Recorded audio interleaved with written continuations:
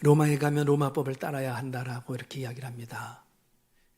그래요. 회사에 들어가면 회사법 따라야 되고 또 시집 가면 시집의 법을 따라야 해야죠. 그래야만 그곳에서 잘 자리를 잡고 안정되게 이렇게 생활을 할 수 있기 때문에 그렇습니다. 그런데 여러분, 신앙생활에서도 그런 속담이 통용이 될까요? 잘 생각해 보십시오. 신앙생활에서만큼은 그 속담은 지워버려야 될 속담입니다. 똑같이 그 속담이 신앙생활에까지 통용이 되어져서는 절대로 되지 않습니다. 여러분과 제가 오늘 신명기 18장을 읽었는데 앞부분만 읽었지만 사실 전부 다를 염두에 두고 오늘 같이 은혜를 나눌 거거든요. 우리 9절을 같이 한 목소리로 먼저 좀 읽겠습니다. 9절 시작. 내 하나님 여호와께서 내게 주시는 땅에 들어가거든 너는 그 민족들의 가증한 행위를 본받지 말 것이니 그 땅에 들어가면 그 땅의 풍습과 문화를 쫓으라고 했나요? 로마법을 쫓으라고 했나요? 그렇지 않았죠? 따르지 말고 어떻게 하라는 거예요? 하나님의 법을 따라야 돼. 그 나라의 풍습, 문화, 그리고 삶의 패턴 따르지 말고 하나님의 법과 하나님의 식을 따라야 돼. 지금 이거를 강조하고 있는 것이 핵심입니다. 여러분, 그러면서 그들 가운데 갖게 되어지는 이런 하나의 풍습과 같은 것이 있는데 10절을 한 번 더 읽을까요? 좀 읽겠습니다. 시작. 그의 아들이나 딸을 불 가운데로 지나게 하는 자나 점쟁이나 기륭을 말하는 자나 요술하는 자나 무당이나 저만 11절을 읽을게요. 진원자나 신접자나 박수나 초혼자를 너희 가운데에 용납하지 말라. 아들이나 딸을 불 가운데로 이렇게 지나치게 하거든요. 결국 아들과 딸을 제물로 드린다라는 이야기예요. 이런 풍습은 전부 다 이방인들이 드리는 제사, 이 제도에서 나오게 되어지는 의식입니다.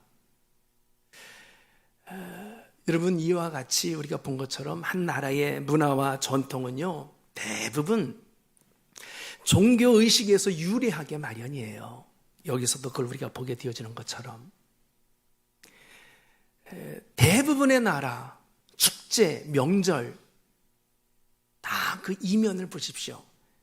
다 신에게 드리는 제의 예식, 이게 연장선이고 거기에서 유래되어진 일들이에요. 올림픽 경기가 있습니다. 어디에서 그 성화를 체외하여 오죠? 그리스 올림피아 선전에서. 거기 누가 있는데 거기 불꽃의 여신이라고 할 수 있는 헤라 신이 있어요. 그에게서 평화와 건강, 이 불꽃의 여신에 의해서 불을 받아가지고 그것을 가지고 축제, 온 인류의 축제라고 하는 올림픽이 열려요. 전부 다 어디서 유래합니까? 신에게 드려지는 제사, 제의에서 전부 다 유래가 되어집니다. 우리나라는요, 전국체전 어디서 주로 이렇게 성화가 체화되죠? 만이산, 어디에 있는 강화도, 거기 뭐가 있는데 당군 신전, 당군에게 제사 드렸던 그 신전이 있어요. 거기서부터 유래가 되어지는 것입니다. 명절이 되어지면 명절의 하이라이트는 뭡니까? 제사예요. 보십시오. 명절인데 제사를 지내요. 누구에게 제사 지내는 거예요? 조상 신에게. 전부 다 우리들의 명절이니 축제이니 다 그게 어디에서? 종교 예식 속에서, 종교 제의에서 유래되어진 것이 습관이 되고 전통이 되고 문화가 돼버렸어요. 이것은 모든 풍습에서 자연스럽게 유래가 되어지는 하나의 패턴입니다. 우리나라 사물놀이도요, 전부 다 신에게 드려지는 그런 제의 예식 중에 하나고요. 쥐불놀이, 옛날에 가졌던 지심 밝기, 이런 전부 다 풍년을 기원하는 제사적 의미가 있습니다. 이게 우리나라뿐만이 아니라 전 세계의 모든 문화와 풍속과 절기와 그리고 축제는 다 종교적인 제사에서 유래가 되어진 사건들이에요. 이렇게 종교를 문화로 전통으로 둔갑시키는 사단의 충실한 하수인들이 있습니다. 그들이 누군가요? 오늘 여러분과 제가 읽었던 바로 10절 그의 아들이나 딸 불가운데를 지나가게 하는 자나 점쟁이나 기륭을 말하는 자나 요술을 하는 자나 무당이나 진원자나 신접자나 박수나 초혼자, 이들이 사탄의 하수인인데 사탄에게 드려지게 되어지는 그 제사를 그들의 일반적인 삶의 구석구석에 피부에 왔도록 문화로 전통으로 이어지게 하는 자들입니다. 이들의 논리는 뭡니까? 길흉을 말하는 자들이에요. 즉 너희가 이렇게 흥하기 위하여서는 이렇게 제사를 지내야 돼. 재난을 막기 위해서는 이렇게 제물을 드려야 돼. 이들이 명분으로 내세우는 것은 우리의 길흉입니다. 그렇게 해야지 풍년이 예약되어져. 그래야지 어려움으로부터 보함을 받을 수 있어. 여러분, 그러나 그게 사실일까요? 그 배후에는 누가 있는데? 마귀가 있는데. 그래서 여러분, 고린도전서 10장에서 뭐라고 그래요? 대저 이방인들의 제사, 이 모든 제사는 다 누구에게 하는 거라고요? 귀신에게 하는 것이라.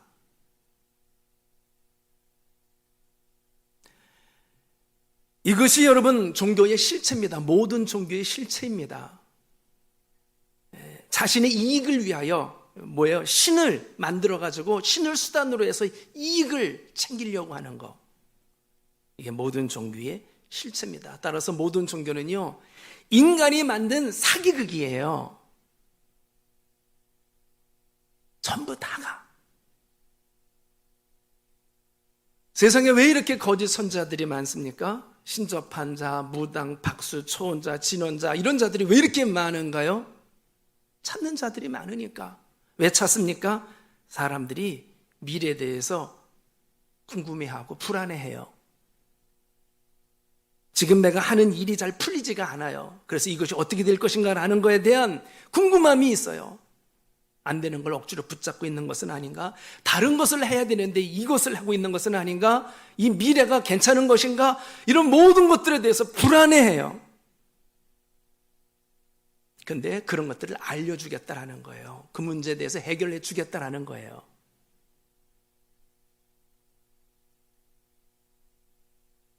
그리고 실제로 나름대로 이런 박수나 무당이나 진원자나 점쟁이들이 그것에 대해서 어느 정도 해결할 능력을 가지고 있고 그것에 대해서 예측할 수 있는 그런 능력도 가지고 있어요. 맞아요. 또 때로는 그 부분이 원하는 바가 이루어지는 경우도 있고요. 여러분, 이런 박수나 무당이나 진원자나 초혼자나 이 거짓 선자들이 누구에 의해서 그런 힘을 얻는 거예요? 배후에 있는 마귀. 마귀가 힘 있는 거 아시죠? 마귀가 지식도 있는 거 아시죠? 하나님을 흉내내는 가짜 하나님 역할을 하고 있거든요. 그래서 하나님의 능력도 어느 정도 가지고 있어요. 부분적으로. 그것을 누구에게? 자기 하수에 있는 거짓 선자에게. 그들도 그래서 악신을 힘입어서 점도 보는 것이고요. 그를 힘입어서 병에서 낫게 하기도 해요. 어느 정도 신비적인 능력과 예언의 능력을 가지고 있습니다. 누구에 의해서 받았기 때문에? 악신에 의해서 받았기 때문에. 그래야지 사람들을 미혹할 수 있죠.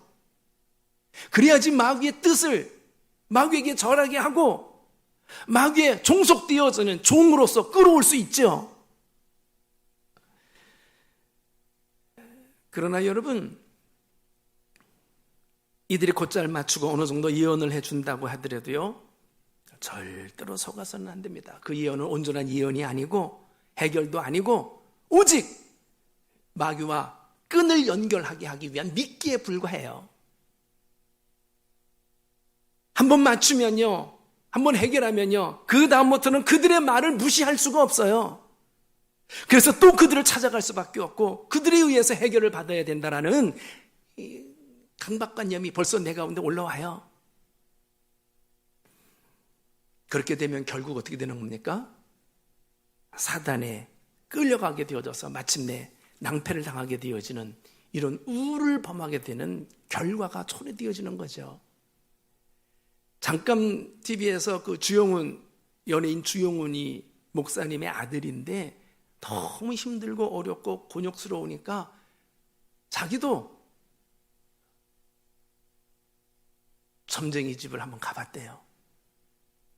근데 가기 일보 직전에 바로 문 앞에서 보이지 않는 음성을 듣고 이렇게 되면 안 되지 해가지고 내어 디들려고 했던 발을 뒤로.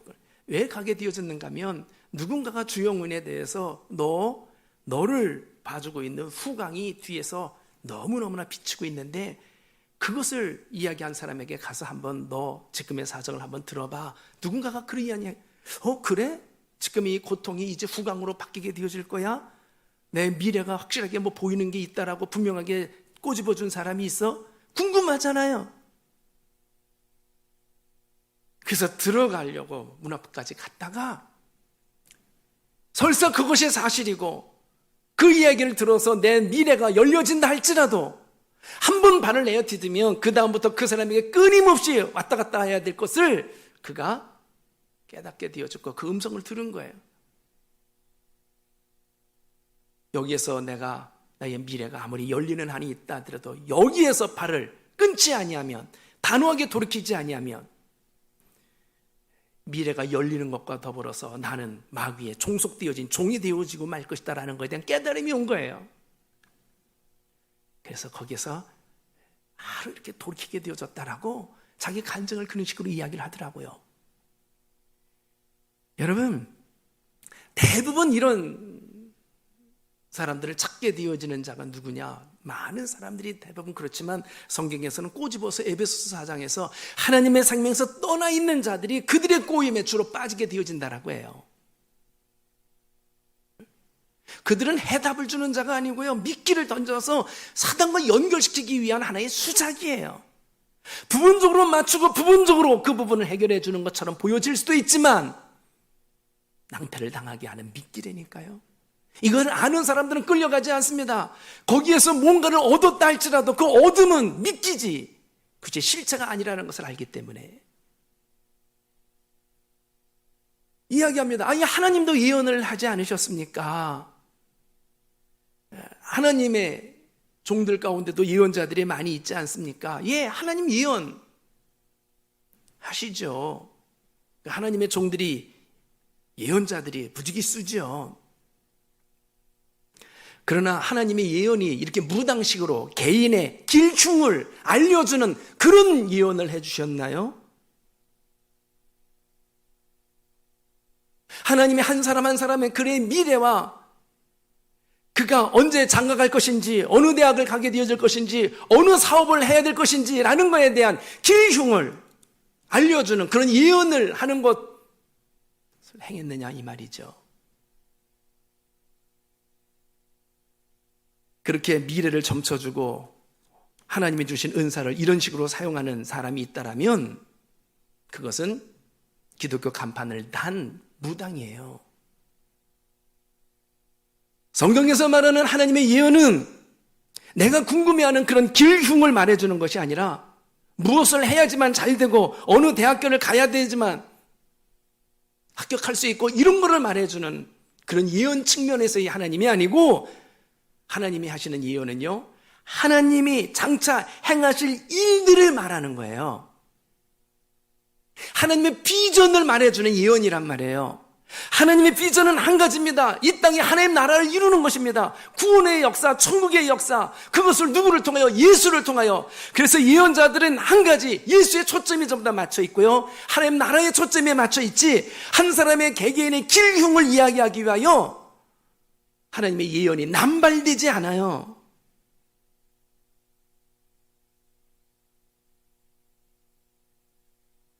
그래서 예언자들은 하나님의 이 비전을 그대로 전달해주는 스피커입니다. 스피커. 세례 요한,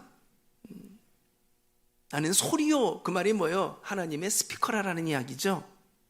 내 뜻을 전하는 게 아니라 하나님의 뜻을, 하나님의 비전을 전달하는 그냥 소리에 불과해요. 그게 예언입니다. 따라서 성경적인 예언은 뭐예요? 하나님이 우리들에게 이미도 보여준 그 말씀을 그대로 잘 전달해 주는 거, 이게 예언이에요. 그것을 잘 전달해 주는 스피커가, 이게 예언이란 말이에요.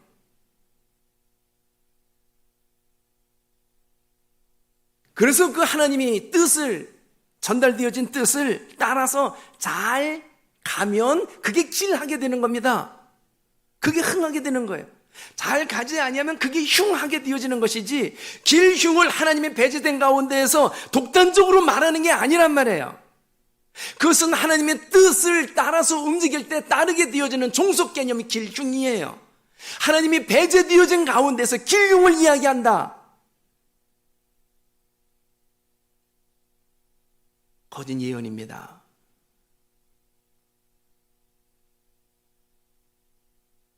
가서 10번 절하면 그게 복이 되고 재앙을 막아준다? 하나님의 뜻하고는 전혀 관계없이 10번만 돌면 이게 길이 되고 그게 흥함이 되어진다고요? 사기예요. 모든 흥과 쇠는 하나님 안에서 따라오게 되어지는 종속 개념이에요. 그러나 그것이 하나님의 비전과 뜻은 아닙니다. 하나님의 비전은 오직 하나님 나라, 구원, 영원한 나라에 대한 생명을 주고 그것이 전부 다 예수를 통하여 이루어진다라고 하는 거기에 초점이 맞춰 있고요. 그래서 모든 예언자들은 다 천국 이야기에 초점을 맞춰 이야기하고 예수 이야기, 구원의 이야기에 초점에 맞춰 있어요. 예언에 대한 모든 포커스는 결국은 가보면 누구 이야기냐? 예수 이야기예요. 그 예수의 뜻을 온전히 따르게 되어지는 것은 자연스럽게 길하게 되고 흥하게 되어지고, 따르지 아니하면 그것은 당연히 망하게 되고 흉하게 되어진다라는 것은 따라오게 되어지는 개념들이고, 세상에 예언하는 거짓 선자들은요, 그분이 아니고 그것, 길과 흉에만 초점에 맞춰 있습니다. 그러기 위해서는 이렇게 해야 돼. 심청이를 갖다가 던져야 돼. 그래야지 재앙을 막을 수 있어. 전부 다가 사단에 의해서 나오게 되어지는 길흉에 대한 목적하에서 마구 전횡하게 되어지는 이른바 폭력 행사들이에요. 그것에 속아 넘어가는 것입니다. 그래서 주님이 이야기합니다. 오늘 가나안에 들어가게 되어지면 가나안 문화를 만드는 배후의 선지자들, 박수나 이렇게 청원, 신접한 자나 이런 사람들의 말 듣지 말고 나와 같은 선지자 하나님이 일으켜 줄 것인데 그의 말을 들을지어다. 자, 여러분 다시 한번 읽겠습니다. 9절 다시 9절 18장 9절 아니죠. 15절이요. 15절 시작. 내 하나님 여호와께서 너희 가운데 내 형제 중에서 너를 위하여 나와 같은 선지자 하나를 일으키시리니 너희는 그의 말을 들을지어다. 앞에서는요, 바로 이런 자들, 전쟁이나 길흉하는 자, 요술하는 자, 무당이나 진원자나 신접자, 박수 초원자, 이런 사람들을 듣지 말고 그들은 오히려 용납하지 말고 진짜 선지자의 말 들어, 하나님의 스피커인 그분의 말 들어. 그분은 결국 나와 같은 선지자, 결국 누굴 이야기하는 거예요? 예수를 이야기하는 거죠.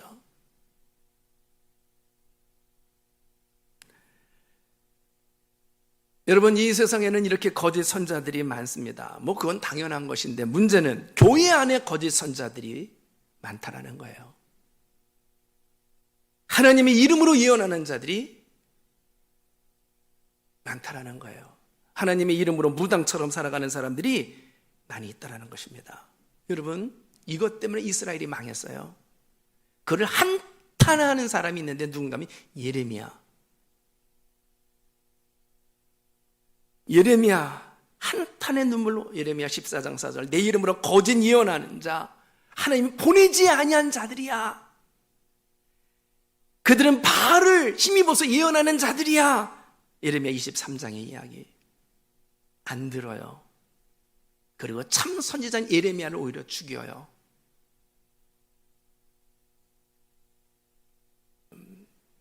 결국 이스라엘은 거짓 선자의 말을 듣고 편안하다, 안전하다라는 말을 듣고 망하게 되어집니다. 근데 이스라엘이 망하게 되어지는 것은 장차 마지막 종말에 대한 또 하나의 예표인데 마지막 때에도 누가 많이 등장한다고요? 거짓 선지자들이. 하나님의 말 비슷하게 하고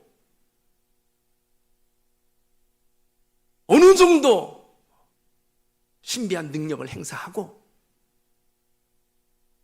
거짓말을 실제 말처럼 예언처럼 해주고 미끼를 삼아 사람들이 따라오게 해서 결국은 잡아먹는 마지막 때 거짓 선자가 수없이 많이 등장하게 되어질 것을 마지막 때 종말의 징조로서 이야기를 하고 있단 말이죠. 그걸 이스라엘이 그랬어요. 지금 그래서 미리 예방주사 주는 겁니다. 너희들 가나안 땅에 들어가게 되어지면 그들의 이야기 듣지 말어. 근데 결국은 들어요. 그래서 망해요. 여러분, 누가 예언해 준다고 하고 누가 문제 해결해 준다라고 하고 그래서 시키는 대로 하라고 하면 절대 속지 마십시오. 일단은 거부하세요. 그거 잘못됐다라고. 일단은.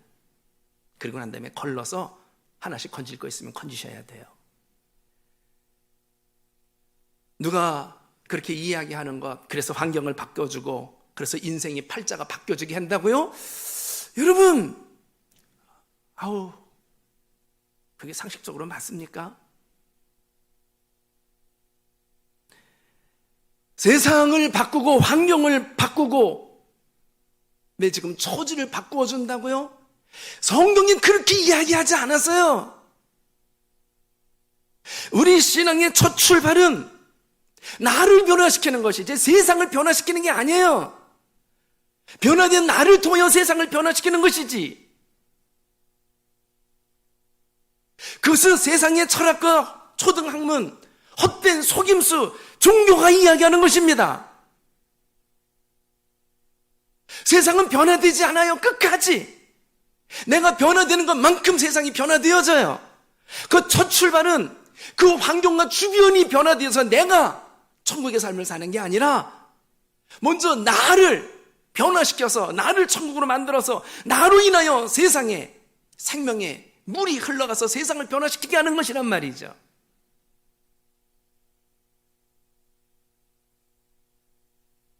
하나님의 관심은 환경을 변화시키는 데 초점이 있는 게 아니라 나를 변화시키는 데 초점이 있습니다.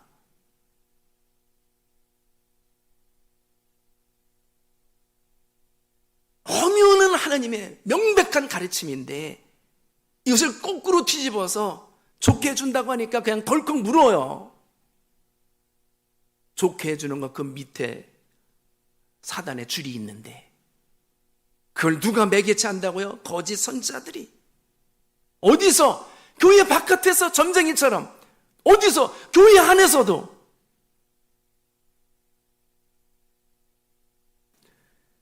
저들은 나의 길흉을 위한다라는 명분으로, 나의 자존심을 세워준다라는 명분으로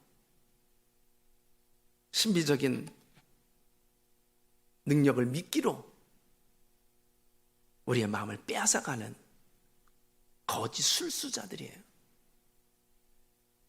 결국 나를 위한 것 같지만 나를 죽이는 함정들이란 말이죠. 이 부분에 대해서 강하게 지금 이야기하고 있는 부분입니다. 세상은 결국 거짓 선지자의 미끼에 걸려 들어가서 마귀에게 망하게 되어져가는 그런 수순을 밟고 가고 있어요. 결국은 바벨론에게 망하고 결국은 아수르에게 망하는 것이 이스라엘의 역사였던 것처럼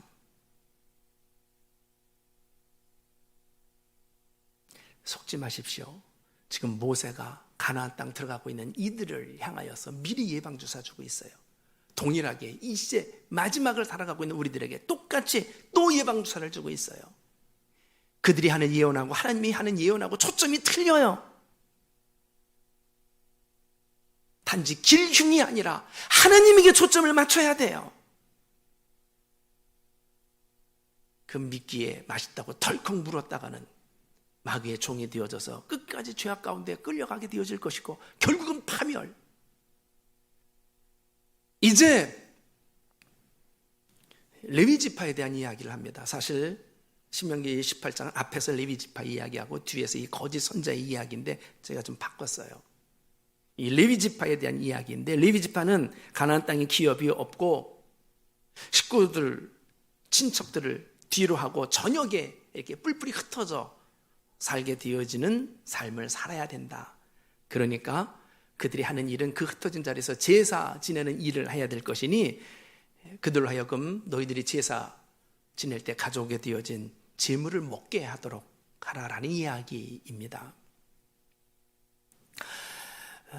그런데 이들이 가나안의 기업도 받지 못하게 되고 뿔뿔이 알고 있는 익숙한 사람들과 더불어서 살지 못하고 흩어져 살게 되어진다는 것은 이미 오래전에 예언을 해놓은 사건이에요.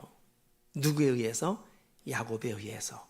어디서? 창세기 49장에서 야곱이 이 레위에 대한 예언을 해줄 때에 이 예언이 성취의 사건입니다.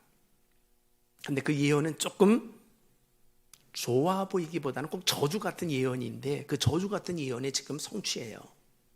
이루어진 거예요. 그 예언의 말을 좀 잠깐 한번 여러분 봤으면 좋겠는데 창세기 49장 5절에서 7절인데 우리 같이 한번 읽겠습니다. 시작. 시므온과 레위는 형제여 그들의 칼은 폭력의 도구로다. 내 영혼아 그들의 모의에 상관하지 말지어다. 내 영광아 그들의 집회에 참여하지 말지어다. 그들이 그들의 분노대로 사람을 죽이고 그들의 혈기대로 소의 발목 힘줄을 끊었음이로다.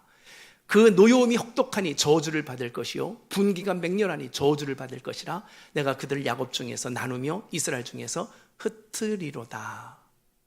하나님의 마음을 야곱이 그대로 전달한 예언과 같은 이야기인데 자기 자식이거든요, 레위가. 근데 자식에 대한 예언을 그런 식으로 표현을 했어요. 야, 저렇게 하기가 쉽지 않은데 자식을 향하여 축복의 말은 해줄지언정 저주의 말과 같은 이런 기도를 하고 있거든요. 여러분, 하나님의 사람은 내 자식에 대한 내 인정도 있지만 그것보다 더 우선이 뭐예요? 하나님이 하라고 하는 말을 그대로 전하는 거예요. 그게 하나님의 선지자들이더라고요. 근데 자식을 향하여 그렇게 저주 같은 예언을 했습니다. 이렇게 저주 같은 예언의 배경은 어디서 나온 거죠?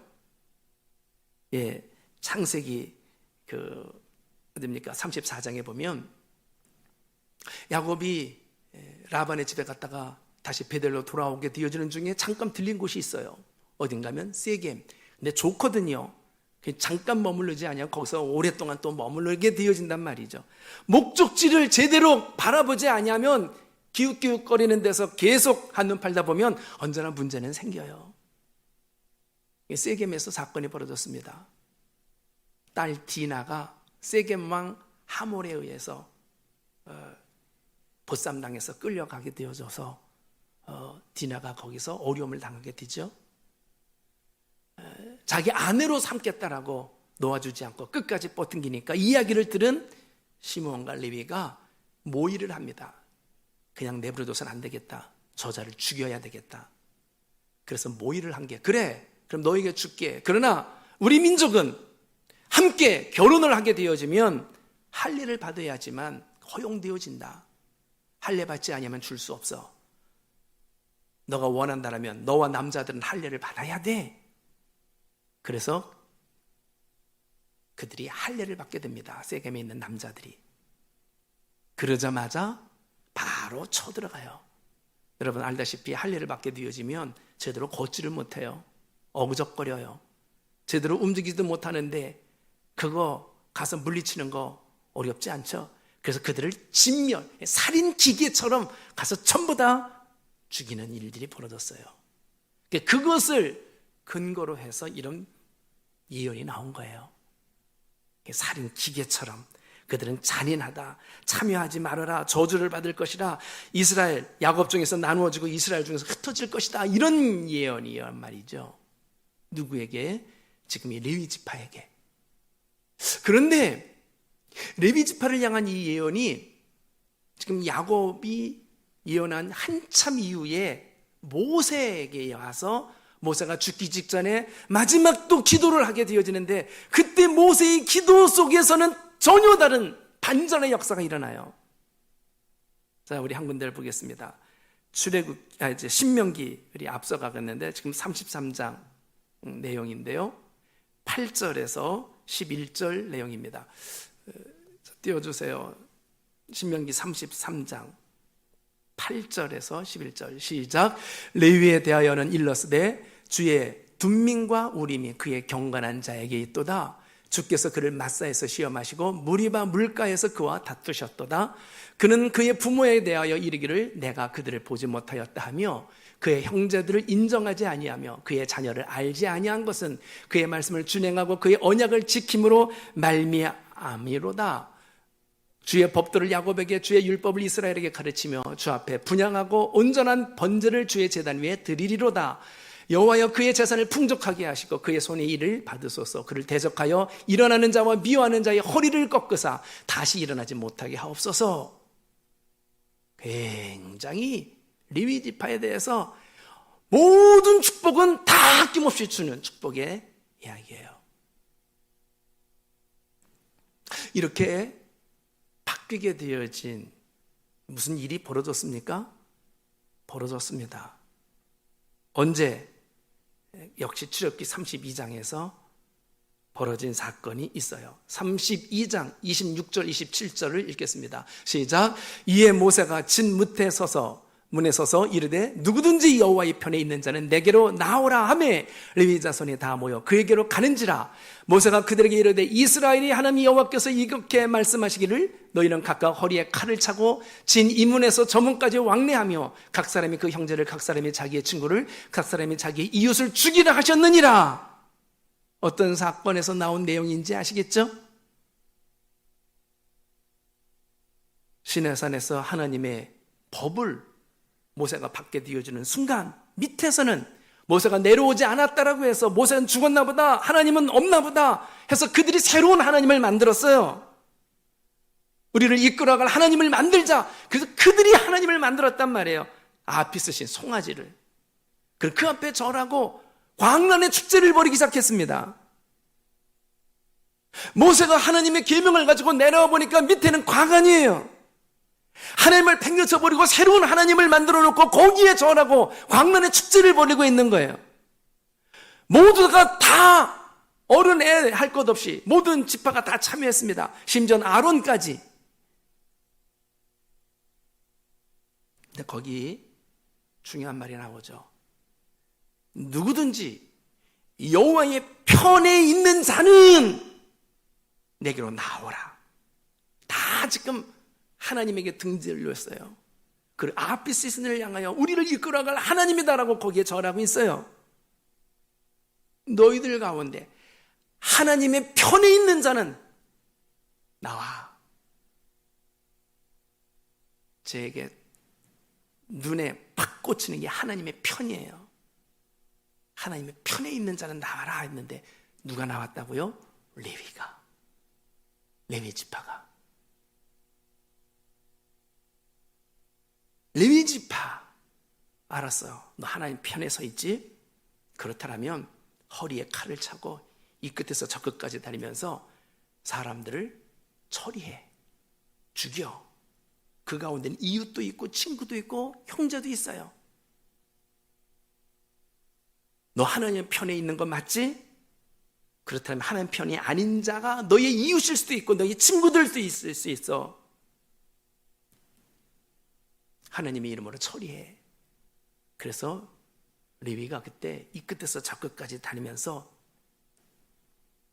그들을 무참히 죽입니다. 살인 기계가 거기서도 또 작동되어져요. 여러분, 하나님의 편에 있는 자, 하나님의 편에 있는 자가 모두 다가 저 편에 있었는데 하나님의 편에 있는 자가 레위였어요. 그러니까 그 이후로 하나님은 레위 지파를 하나님의 편에, 하나님의 지근거리에 두고 그로 하여금 하나님을 섬기는 자가 되게 하는, 성전에서 하나님을 예배하는 제사장으로, 성전 봉사자로 삼기 시작을 하는 거예요. 여러분, 신앙은 하나님을 내 편으로 끌어들이는 게 신앙이 아니고 내가 하나님 편으로 나아가는 게 신앙이에요. 굉장히 달라요. 아니, 그거나 똑같은 거 아닙니까? 전혀 틀리죠. 하나님을 내 편으로 끌어들인다라면 뭡니까? 내가 원하는 바대로 끌어들인 자를 시키는 거 아닙니까? 부려먹는 거 아닙니까? 이용하는 거 아닙니까? 그러나 내가 하나님 편으로 들어가면 하나님의 지위 아래 내가 따르는 거 아니에요?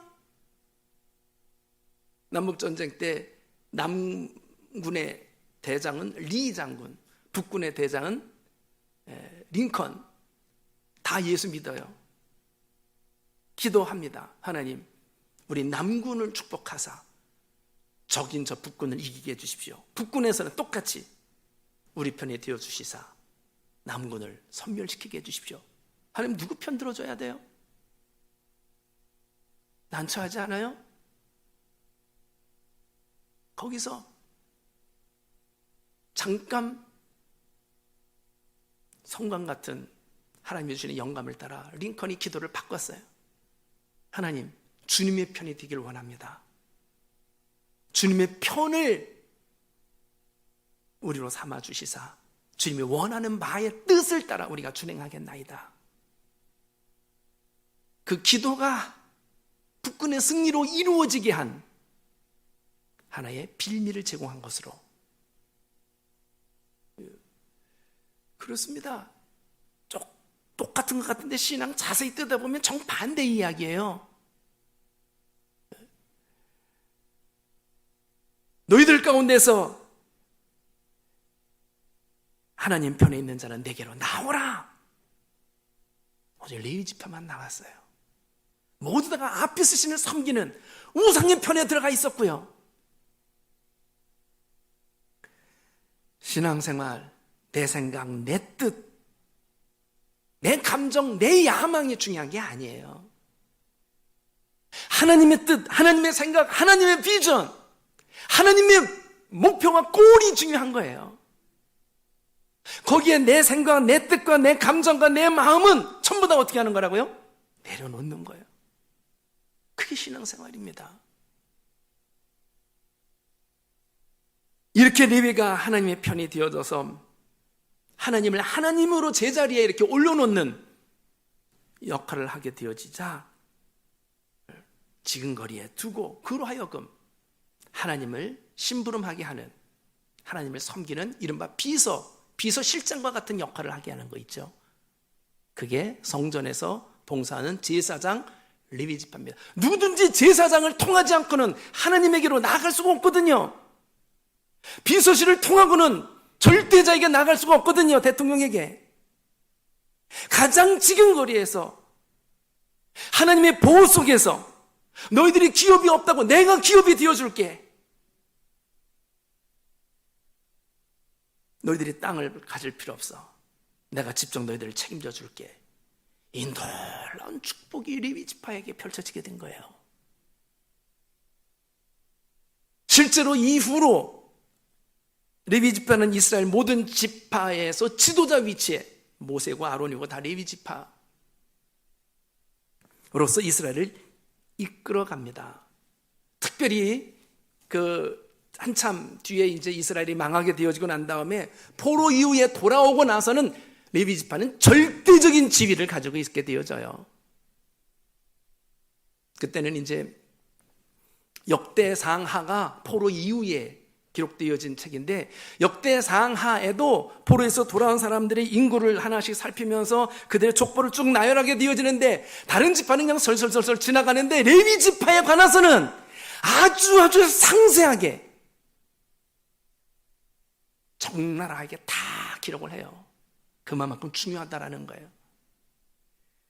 역대상 6장 같은 경우에 보면 다른 지파는 한 줄 두 줄인데 레위 지파는 무려 68절 이렇게 다르게 해요. 특별히 레위 지파 중에 헤만 족속을 언급하게 되어질 때 이 헤만 족속에 대한 이 조상들을 나열하는데, 순서가 보통 아브라함이 이삭을 낳고 이삭이 낳고 이런 식으로 순서로 족보를 나열하거든요. 근데 거꾸로 상향식으로 나열하는 족보도 있어요. 그래서 헤만으로부터 출발해가지고 그 위로 올라가는 거예요. 어떤 경우에 그럴까요? 지금 이 인물이 서로 하나님의 두터운 신임 속에서 이스라엘을 이끌어가는 지도자 역할을 하게 됐고 가장 강력한 영향력을 행사하는 지파로 등극을 하게 되어집니다.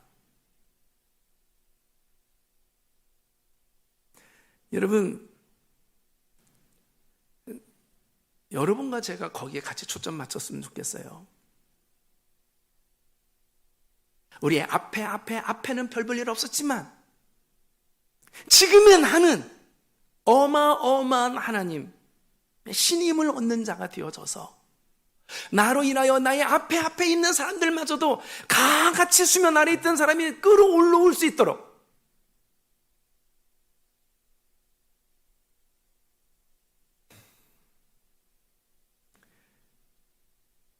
그런데 참 신기한 것은 이 레위를 향한 창세기 49장에서의 이 저주와 같은 이 예언이 없어진 줄 알았는데 그게 아직도 살아있더라고요. 살아서 그 예언이, 그리고 하나님의 말씀은요 없어지지가 않아요. 대로 살아있어요. 근데 그게 살아있는데 하나님의 축복의 예언과 합쳐져 가지고 이 저주의 예언이 오히려 더 시너지를 일으키는 축복으로 선용이 되어지는 것으로 성취되는 거예요. 하여튼 그게 너무 신비하고 절묘해요. 이스라엘 중에서 흩어지리라, 흩어지는 것은 저주거든요. 근데 흩어졌어요. 기업이 없을 것이라, 기업이 없어요. 이게 저주가 그대로 성취되어졌는데, 근데 가만히 보니까 그게 저주 같은데 자세히 보니까 그게 좀 더 축복으로 지금 바뀌어 있더라고요. 이게 신비로워요. 살인 기계처럼 혈기 많은 이들을 흩어놔야지만 더 많은 죄 가운데 빠지지 않습니다. 알고 보니까 저주 같은데 보호였어요. 그들을 더 많은 죄를 짓는 자리로부터 보호하기 위한. 그리고 흩어지게 되어짐으로 인하여 모든 지파 가운데서 리더십을 발휘할 수 있게 되어지는, 영향력을 행사할 수 있는 자리에 곳곳에서 역할을 하도록 흩어지게 했더라고요. 그리고 그들은 하나님의 직접 기업이 되어주셔서 어딜 가든지 하나님 직접 보증해주는 축복을 누리게 하는 자들로, 얼른 보면 하나님의 말씀이 우리들에게는 불이익처럼 보여지는 경우가 있습니다. 근데 자세히 보면 이게 불이익이 아니라 오히려 나에게 어드밴티지가 되는 그런 거 의외로 많아요. 얼른 보면 그 응답 안 된 것이 오히려 해로운 것이 아니라 잘된 것으로 결과를 맺는 경우 많아요. 이제 와서 보니까 응답 안 된 것이 더 큰 유익을 가져다 주는, 저주 같은 것이 오히려 저주처럼 보여졌는데 좀 더 축복으로 선용되어지는, 흩어지지 아니했으면 모든 지파의 리더십으로서 그들이 자리를 차지했을까? 하나님은 그때서부터 이 저주를 축복으로 바꾸기 위한 하나님의 깊은 경륜 속에서의 은혜가 그들 가운데 펼쳐진 거더라고요. 능히 이런 일을 가능하게 하시는 이가 우리 하나님이에요. 내가 잘못했다 할지라도 잘못한 것을 오히려 선용해서 그것이 더 크다는 축복으로 바꾸어주는, 그것이 오히려 나에게 어드밴티지가 되어질 수 있는 모양으로 꽃피우게 해주는 이가 하나님이란 말이죠. 그 대표적인 자가 레위 지파. 별로 레위 지파는 땅에 기업은 없었지만 하나님이 직접 경영, 또 기업이 되어주시는 모든 지파의 제사장이 되는 축복을 받게 되어집니다. 여러분, 이 시대의 레위 지파 누굴까요? 지금 이 이야기를 왜 이렇게 강조하고 있을까요? 여러분과 제가 이 시대의 레위 지파이기 때문에 그래요.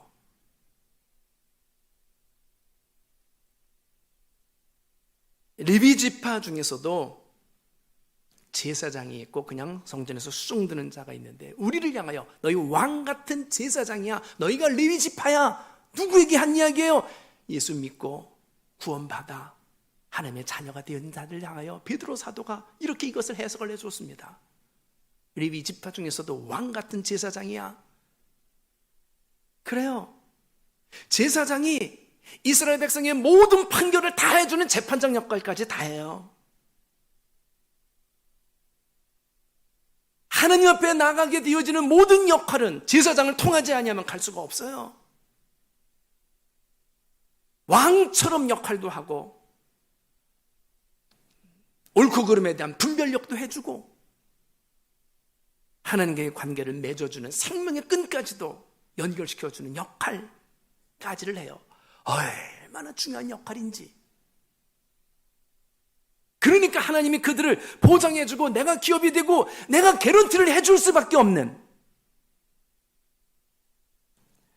제사장이 하는 일은 제사 지내는 것인데, 알다시피 여러분, 제사장이 제사 지내게 되려면 매일처럼 번제 드려야 되고요, 성소 안에 들어가서는요 거기서 분향단, 번제단 거기다가 불을 밝혀줘야 되고, 티 있으면 이렇게 청소해줘야 되고, 또 떡상은 매일이 아니라 일주일마다, 매 안식일마다 이걸 갈아줘야 돼요. 그럼 제사장이 먹는 거이고.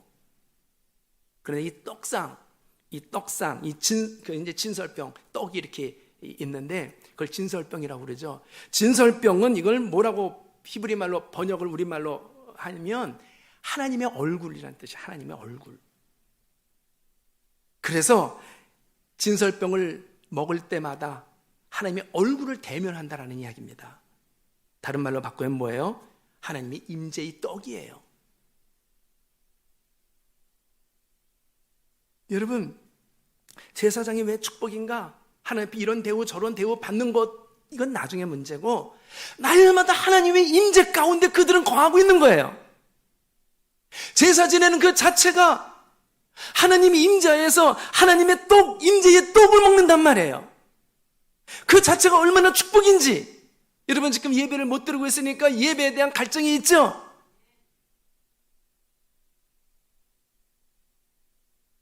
예배를 통하여 하나님의 진설병을 먹을 때마다 하나님이 임재의 떡 대면하여 얻게 되어지는 하나님의 품어주심에 대한 은총을 매일처럼 누리는 사람이 누구냐고요? 제사장, 그들이 레위인.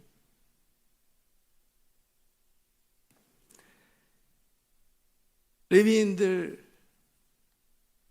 그래서 그들은 직업 자체가 제사 지내는 사람들이기 때문에 그들은 끝까지 예배를 지키는 자, 예배를 사수하는 자입니다.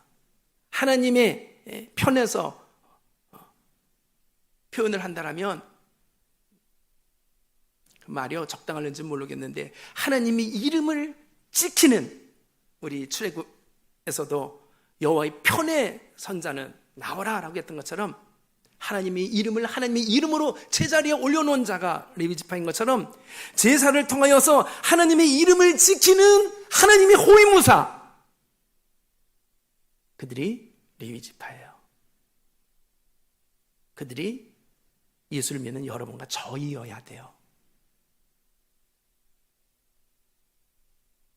이들은 자기들만 제사 지내는 게 아니라 다른 사람들의 제사를 돕는 자거든요. 그러니까 다른 사람들로 하여금 하나님을 만나게 해주는 중보자 역할을 해주는 것인데, 이것이 다른 사람들의 생명을 살리는, 하나님을 만나야지 생명의 역사가 그에게도 임하니까, 이만큼 막중한 생명사역의 역할을 하는 사람, 자기들도 하나님의 임재 속에서 풍성함을 누리고 하나님의 임재 속에서 날마다 천국을 누리지만, 다른 사람들을 하나님 만나게 해주는 중보 사역자로서의 역할을 하게 되어지는 이 막중한 자들이기 때문에 하나님이 이들을 보장해 줄 수밖에 없는 자들이란 말이죠. 그 레위지파 역할을 하는 나라들마다 하나님이 보장해주고 하나님이 직접 기업이 되어주는 거 우리가 역사가 증명하고 있잖아요. 로마로부터 모든 복음이 전 세계로 흘러간다. 로마를 지켜줘야지.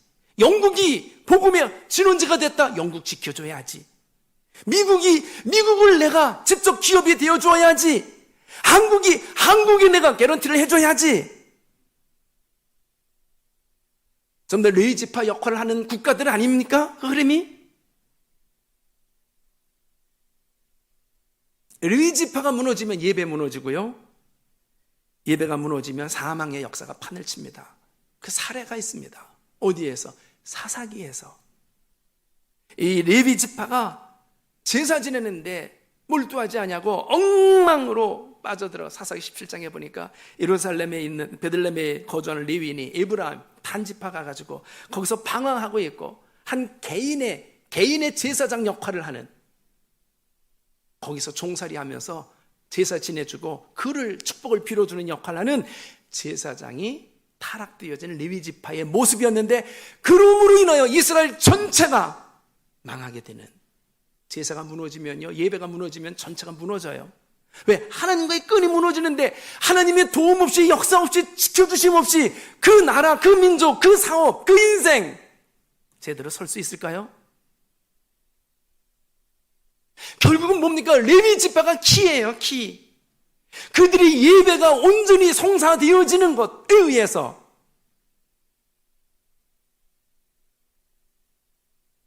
그의 가정과 그 공동체와 그 나라와 그 민족과 열방이 같이 살아나게 되어지는데, 레위지파가 제사 지내는 그 자리를 사수하지 못해요. 역할을 못해요. 예배가 무너져요. 같이 도미노 현상으로 무너지게 되어지는 그 사건의 현장이 바로 사사기 성경입니다. 여러분, 정말로 간절히 애원하듯 담임 목사로서 말하고 싶은 것이 있습니다. 이 세상 방식으로 살지 마십시오. 로마법을 따라야 된다는 거에 속지 마십시오. 거짓 선지자 주의하십시오. 이 세상 신의 마귀는 끊임없이 세상식으로 살게 하고, 그래서 죄를 짓게 하고, 그래서 죄에 잘 졌다고 해서 상을 주어요. 자기 시킨 대로 잘했다고. 그 상 받고 좋아한다? 믿기고 덫이에요. 거기에 독이 묻어 있어요. 먹음직하고 보암직하게 만들어서 미끼로 던져놓은, 거기에 나로 하여금 길하게 만들고 마음을 기쁘게 만들고 자존심을 세워준다라고 하지만, 그리고 거기에 자기의 폼을 좀, 능력과 예언의 그리고 신비적인 역사를 일으키는 걸 통하여 폼을 좀 재지만 다 믿깁니다. 점점 그런 일들은 벌어져요. 설탕이 달지만 그 속에 독이 있는 것처럼 하나님은 잃게 만들고, 죄로 인하여서 얻게 되어진 상, 그것이 복인 줄 알고, 마귀가 준 상을 복인 줄 알고 덥석덥석 물다가 결국은 파멸한 그 증거가 이스라엘이었고, 그것에 대한 예언을 계시록에서 이미도 해놓았지 않았어요? 이야기합니다. 너희를 위하여 나와 같은 선지자 세우리니 그의 말만 들어, 오직 예수에게만. 여러분, 죽음 멀리 있는 거 아닙니다. 죽음 멀리 있는 거 절대 아닙니다.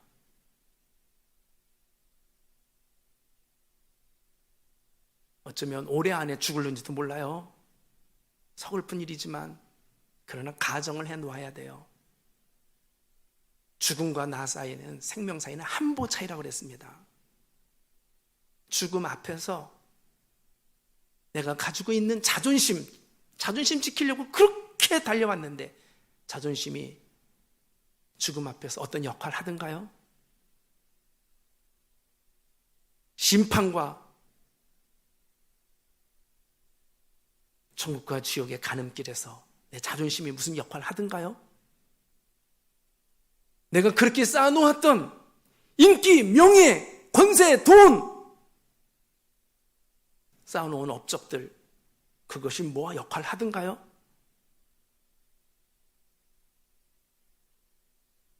죽음 앞에서 나에게 진짜 역할을 할 수 있는 유일한 것은 예수님밖에 없어요.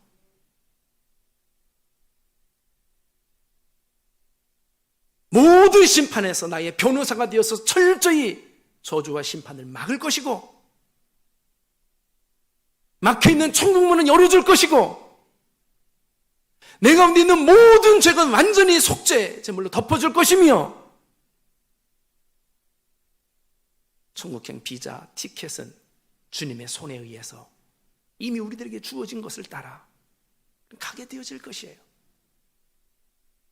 지금은 예수까지 거 예수 하지만 곧 죽어요. 현실이에요. 그 앞에서 거짓 선지자 이야기 가지고 내가 속아서 한탄한들 늦었어요. 너희를 위하여 나와 같은 선지자 너희에게 보내 그의 말만 들어. 늘 그분의 임재 진설병 안에서 그의 얼굴을 봐. 철저히 당부드리겠습니다. 여러분이 이 시대의 레위 지파인 것 잊지 마십시오. 하나님의 편에 설 자, 모두가 다 아피스신의 편에 들어가 있다 할지라도 하나님의 편에 설 자, 내게로 나와. 그들의 레위 지파예요. 너희의 형제, 너희의 이웃, 너희의 친구를 죽여야 되는데도 하나님의 편에 설 거야? 네, 그게 레위 지파예요.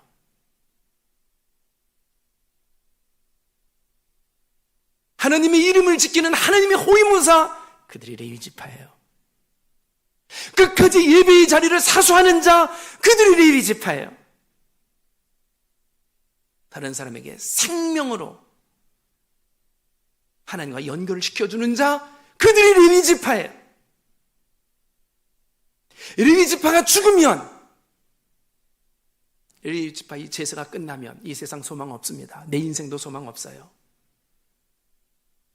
레위 지파의 주특기, 직업은 제사입니다. 하나님과 예배하면서 진설병 안에서 하나님의 인재의 떡을 먹으면서 매 생각마다 하나님의 생각으로 하나님과 더불어서 함께 하나님의 지혜로 판단하고 말에나 일에나 다 주님으로 함께 움직이는 산 예배자들, 그들이 레위 지파예요. 지금 이 시대에 더욱더 예배에 대한 목마름이 있고 하나님에 대한 갈망이 있는데, 이때 여러분과 저가 예배의 자리를 지키고 하나님의 임재의 떡을 먹으면서 생각 속에 하나님이 함께하고 말 속에 하나님이 함께하고 모든 걸음걸이마다 하나님이 함께하기만 한다면 이 땅에서도 우리는 얼마든지 천국을 살 것이고, 이 세상이 아무리 어수선하다 할지라도 하나님이 나를 개런티할 것에 대한 확신이 있을 것이고, 우리는 한심하고 내일에 대한 죽음을 맞이하기 위하여 달려갈 수 있을 것이에요. 어제까지는 나의 인생이 어쩌면 저주의 인생이었는지 몰라요. 얼마든지 반전의 기회는 있습니다. 창세기 레위를 향한 저주의 예언 같다고요? 신명기를 통하여 저주의 예언은 축복으로 바뀌었어요. 그리고 그 저주는 오히려 더 큰 시너지를 일으켜서 저주 같은 축복으로 레위 지파에 그대로 입혀졌던 것처럼 우리들에게도 오히려 더 커다란 상급으로 입혀지게 되어지리라 믿습니다. 이분이 우리 하나님이에요. 절대 신뢰하시고 나와 같은 선지자, 그 선지자의 말만 들어 너희 자신들이 레위 지파인 것을 잊지 말어. 이 음성에 귀 기울이는 우리 모든 교우들이 다 되기를 주의 이름으로 간절히 축원하겠습니다.